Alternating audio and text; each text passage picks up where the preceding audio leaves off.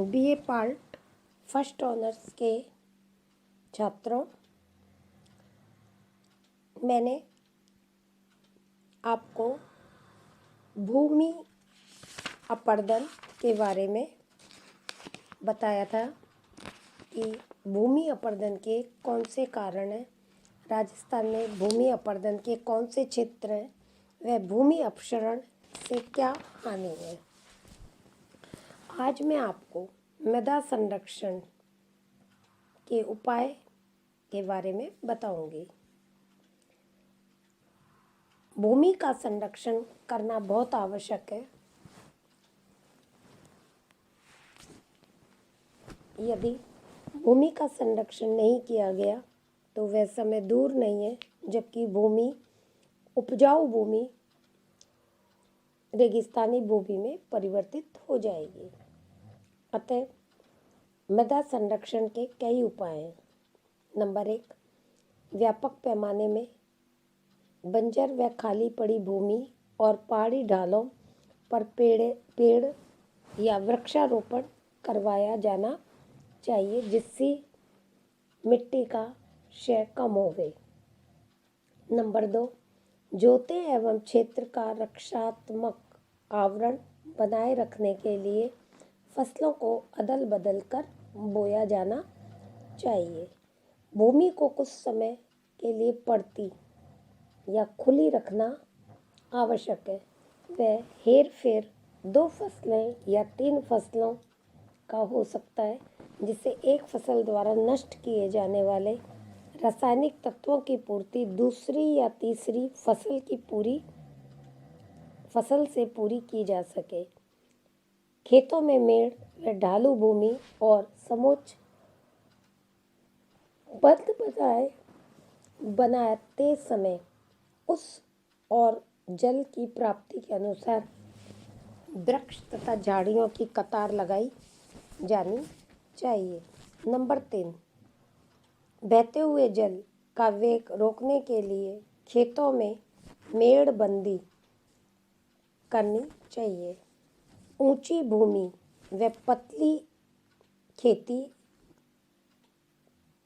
और मैदान में टेढ़ी मेढ़ी खेती की पद्धति अपनाना आवश्यक है, जिससे जल बहकर रुककर उपजाऊ मिट्टी वहीं पड़ी रहे।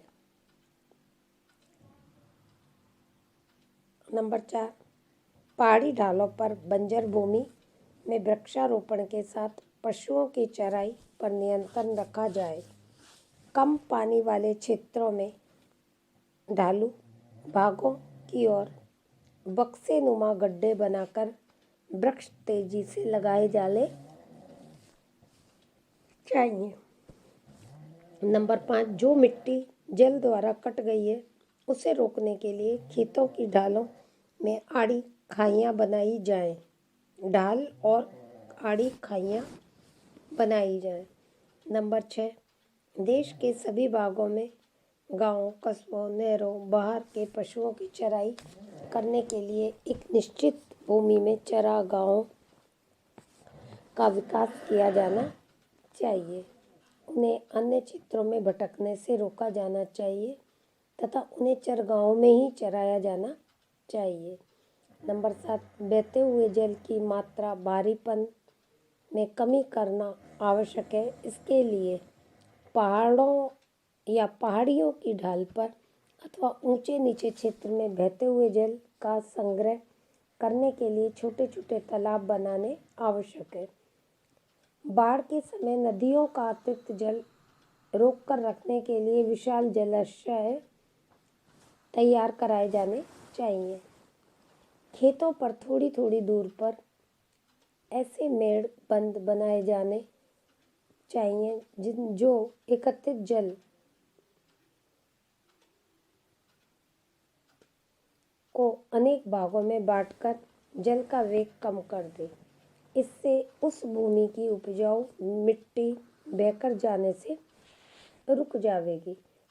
ऐसे सभी क्षेत्रों में सीमा पर उपलब्ध भूमि को नमी से वहाँ वृक्षारोपण किया जाना चाहिए। जल द्वारा होने वाली मिट्टी के क्षरण को रोकने के लिए तेज बूंदों के आघात से बचाया जा सकता है।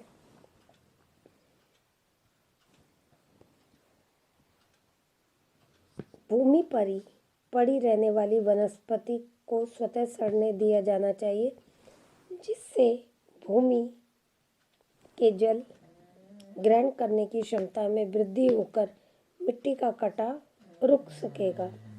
खेतों पे लगातार पौधे व दालें बोने से भी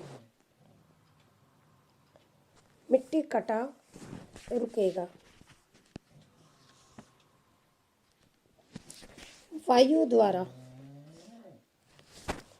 द्वारा किए जाने वाले क्षरण को रोकने के लिए भी कई उपाय किए जाने चाहिए। जैसे उन खादों का उपयोग किया जाए जिससे भूमि की जल ग्रहण शक्ति बढ़े और भूमि चिपचिपी हो जाती है।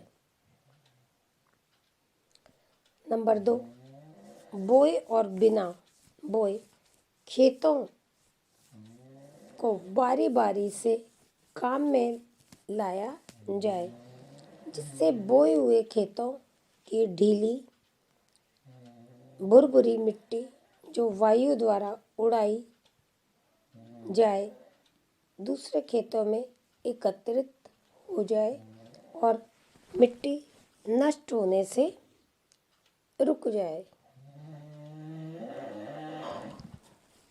इसके अतिरिक्त लवणीय व क्षारीय भूमि की समस्या भी एक जटिल समस्या है, जिसके बारे में हम चर्चा कल के लेक्चर में करेंगे। धन्यवाद।